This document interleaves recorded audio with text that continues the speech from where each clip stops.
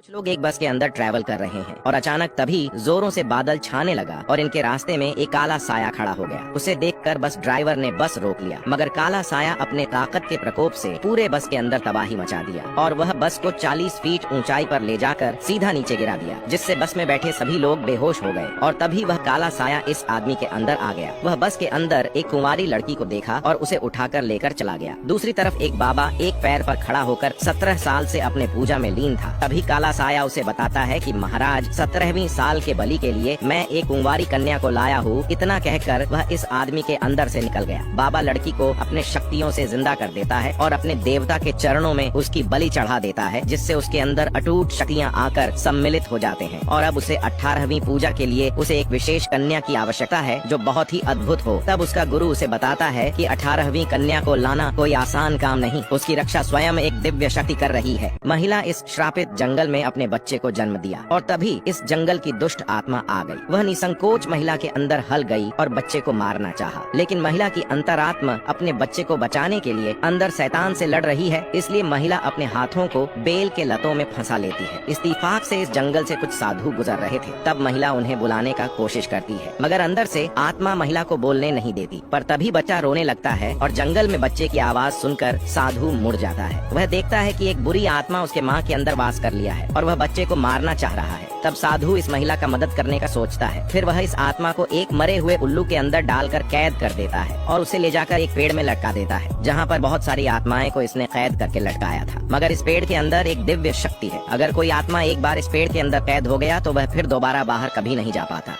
18वीं पूजा चढ़ाने के लिए बाबा को एक अद्भुत कन्या की जरूरत है जिसका मन साफ हो, इसलिए बाबा उसे ढूंढने के लिए निकल पड़ता है। इधर गांव वाले बलि चढ़ाने वाले स्थल पर भगवान नरसिंहा की मंदिर बना रहे थे। तब ये बाबा आकर उन्हें रोकने लगता है, मगर गांव वाले भी भगवान की मूर्ति बैठाए बिना कहाँ रुकने वाले हैं, इसलिए वह इसकी बातों पर ध्यान नहीं देते। वह उसे लड़ने लगते हैं, लेकिन बाबा के अद्भुत शक्तियाँ और पावर के आगे ये लोग ज्यादा देर तक टिक नहीं पाते। तभी बाबा गाँव के सरपंच के सीने के अंदर अपना शस्त्र आर पार कर देता है, जिसके बाद सरपंच की पत्नी उसे पकड़ कर रोने लगती है। तब सरपंच उससे कहता है, मुझे कुछ नहीं हुआ, इतना कहते हो भगवान। नरसिंहा की मूर्ति को लेकर इस बाबा के सर पर मार देता है। बाबा की मौत कोई आम इंसान नहीं कर सकता था, लेकिन इसकी पत्नी के पेट में पल रहे बच्चे की वजह से बाबा की मौत होगी। वह कोई आम बच्चा नहीं था, इसलिए बाबा मरते मरते अपने साथियों से औरत के साथ उसके बच्चे को भी मारने को बोल देता है। इसलिए महिला अपने बच्चे को बचाने के लिए पाथी को छोड़कर भागने लगती है। भागते हुए महिला एक गड्ढे में गिर जाती है, इसलिए कोई इसे देख नहीं पाता और सब वापस लौट जाते हैं। ये दोनों आदमी इस लड़की के रूम में एक जहरीले सांप को छोड़ देते हैं, क्योंकि इन्हें इस लड़की को अपने रास्ते से हटाना था। सांप जब उसे डसने वाला था तब उसे लड़की के हाथ में चमकता हुआ ताबीज दिखा, इसलिए सांप लड़की को नहीं डसा और वापस लौट गया। दूसरे दिन लड़की जब बाजार में थी तभी उसकी एक औरत से टक्कर हो गई। इस बीच वह ताबीज लड़की के हाथ से नीचे गिर गया। दूसरी तरफ यह अघोरी अपने बाबा को 30 सालों से पागलों की तरह ढूंढ रहा है, मगर आज के दिन उसने अपने बाबा को ढूंढ लिया। इसके बाबा की आत्मा एक उल्लू के अंदर कैद है, जिसे आज से 30 साल पहले एक साधु ने एक महिला के अंदर से निकालकर मरे हुए उल्लू के अंदर डालकर कैद कर लिया था और फिर उसे लाकर इस पेड़ में लटका दिया था। अघोरी दौड़ते हुए अपने बाबा को छुड़ाने आता है, तभी उसे पेड़ की सुरक्षा कवच का झटका लग जाता है। इसलिए वह अपने बाबा को छुड़ाने में नाकाम रहता है, लेकिन वह संकल्प लेता है कि वह अपने बाबा को छुड़ाकर ही मानेगा। इसलिए उसने अगले ही पल एक पीचासिनी को जन्म दे दिया।